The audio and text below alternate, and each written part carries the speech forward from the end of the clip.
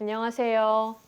생각과 지식과 취향을 나누는 강변언니 강선영 변호사입니다. 오늘은요, 최근 이슈가 되었던 법률적 문제들에 대해서 알기 쉽게 정리해드리는 시간을 가지려고 합니다. 일단 첫 번째는 고려아연입니다. 영풍 고려아연의 경영권 분쟁에 대해서는 제가 상세하게 정리해놓은 영상이 있으니까요. 해당 영상을 먼저 보고 오시면 전반적인 내용을 이해하실 수 있으실 겁니다. 그 영상 이후 지난 3월 28일 개최된 고려아연 정기주총에서 최윤범 회장이 경영권 방어에 성공했다는 기사가 나오고 있죠. 지금까지 분쟁의 경위를 따라오셨던 분들이라면 대체 이게 어떻게 된 일인지 궁금하실 겁니다. 왜냐면요, 지난 영상에서 말씀드렸다시피 지난 1월 23일 임시주총 당시 영풍 MBK연합은 고려아연 최윤범 회장 측보다 의결권에서 우위에 있었습니다. 즉, 경영권 분쟁에서 승산이 있었다는 거죠. 그런데 고려아연은 임시주총 직전 자신의 손자 회사인 썬메탈 코퍼레이션에게 영풍의 주식을 약 10.3%가량 장외에서 기습적으로 취득하게 했습니다. 그리고 상법 제369조 제3항 상호주 의결권 제한 조항을 근거로 고려아연의 임시주총에서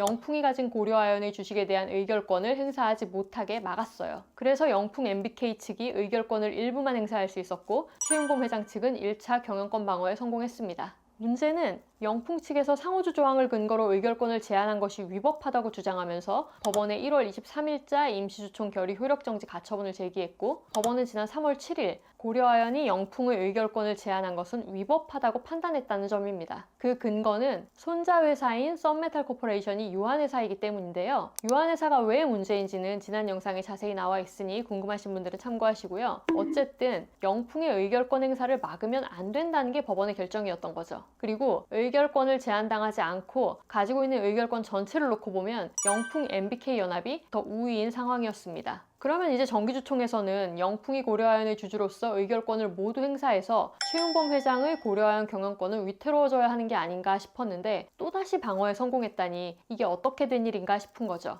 그 비결은 바로 고려아연의 자회사인 썬메탈 홀딩스입니다. 고려아연은 손자 회사가 취득한 영풍의 지분을 자회사인 썬메탈 홀딩스가 현물 배당받아 취득하도록 했는데요. 지난 임시주총에서 영풍의 지분을 취득한 썬메탈 코퍼레이션은 주식회사가 아닌 유한회사였는데 그걸 주식회사인 썬메탈 홀딩스의 현물 배당으로 넘겨버린 거죠. 썬메탈 홀딩스는 주식회사이기 때문에 상호주 의결권 제한에 관한 상법 제369조 제3항이 적용되고 결국 영풍은 또다시 고려아연 정기주총에서 의결권을 행사할 수 없게 되었습니다. 그래서 3월 28일자 고려아연 주주총의 결과를 보시면요. 주주 제안으로 올라온 후보들은 대부분 이사로 선임되지 못했습니다. 이 후보들이 영풍 MBK 측 후보들이겠죠? 그리고 최윤범 회장 측 후보들이 이사로 선임되면서 이사회 다수가 되었고 경영권 방어에 성공한 겁니다.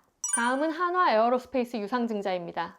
일단 유상증자가 무엇이냐? 이건 회사의 신주를 돈 받고 발행한다는 의미입니다. 회사가 돈이 필요할 때 여러 자금 조달 수단이 있는데요. 은행에서 돈을 빌릴 수도 있고 사채를 발행할 수도 있지만 주식을 발행해서 자금을 조달할 수도 있어요. 그게 바로 유상증자입니다. 신주 대금이 회사로 납입되면 회사의 자산과 자본금이 증가하는 거죠. 유상증자 그 자체는 회사의 일반적인 자금 조달 수단이고 신주를 제3자에게 발행하는 제3자 배정 방식의 경우에는 기존 주주들이 지분율 희석이라는 문제가 있어서 예외적으로만 허용해주고 있습니다. 즉 원래 주주 10명이 100주를 10주씩 나눠 가지고 있는데 갑자기 100주를 추가 발행하면서 그걸 제3자에게 줘버리면 주주들은 200주 중에서 10주를 가진 것이 되니 지분율이 낮아지잖아요. 그걸 막기 위해 제3자 배정은 함부로 하지 못하게 하고 있습니다. 이제 한화의 경우를 구체적으로 살펴볼게요. 공시된 내용을 보면요. 한화는 새로운 주식 총 595만 500주를 발행합니다. 유상증자 방식은 주주 배정이에요. 즉 기존 주주들에게 지분 비율에 따라 신주를 배정하겠다는 겁니다. 그리고 1주당 예정 발행 가액은 60만 5천 원이에요. 그럼 이번 유상증자로 인해 늘어나는 한화의 자본금은 얼마죠? 595만 500 곱하기 60만 5천 원. 무려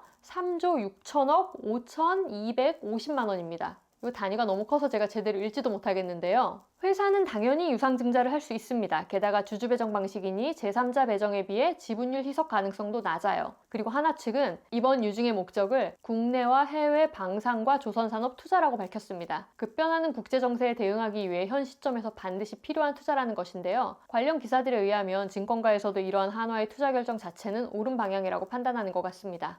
문제는 여러 자금 조달 수단이 있는데 그중에서 하필이면 유상증자를 선택해서 갑자기 주주들에게 주식 인수 부담을 지었다는 겁니다. 1주당 신주 배정 주식수가 0.1047 땡땡땡 주니까 한화 에어로스페이스 주식 10주만 가지고 있어도 신주가 1주 배정되고 그 말인즉슨 60만 5천 원을 신주인수대금으로 납입해야 한다는 겁니다. 주주들도 신주인수대금이 하늘에서 갑자기 떨어지는 게 아닌데 갑자기 3조 6천억 규모의 유상증자를 발표해버리면 주주들은 신주를 인수하거나 아니면 신주인수를 포기하고 자신의 지분율이 희석되는 걸 감내하거나 둘 중 하나의 선택을 해야 되는 것이니 당연히 불만이 나올 수밖에 없죠. 게다가 한화 에어로스페이스는 현금 흐름도 좋은데 굳이 유증을 해야 할 필요가 있느냐, 알려진 목적과는 달리 유증이 경영진 일가의 경영권 승계를 위한 것이 아니냐라는 얘기도 나오고 있는 상황입니다. 이러한 이유 때문인지는 모르겠으나 금감원은 한화 에어로스페이스의 증권신고서에 유상증자의 당위성, 주주소통 절차, 자금 사용 목적 등에서 투자자의 합리적 투자 판단에 필요한 정보의 기재가 미흡하다고 판단해서 정정을 요구한 상황입니다. 다시 한번 강조하지만 유상증자는 일반적이고 합법적인 자금 조달 수단이며 그 자체로 나쁜 것이 아닙니다. 오히려 회사의 성장 동력이 될 수도 있어요. 다만 기존 주가의 흐름과 유상증자의 필요성, 그 규모와 방식 등 여러 가지 면에 비추어 볼 때 악재로 작용할 가능성도 있다 정도로 이해해 주시면 될 것 같습니다. 이상 최근 이슈가 된 쟁점들에 대해서 살펴봤고요. 제 영상이 도움이 되셨다면 구독 부탁드리겠습니다. 그리고 혹시 이런 주제를 좀 다루어 줬으면 좋겠다 싶은 게 있으시면 댓글로 남겨주세요. 제가 영상 제작할 때 참고하도록 하겠습니다. 그럼 저는 다음에 또 더 유익한 영상으로 찾아뵙겠습니다. 감사합니다.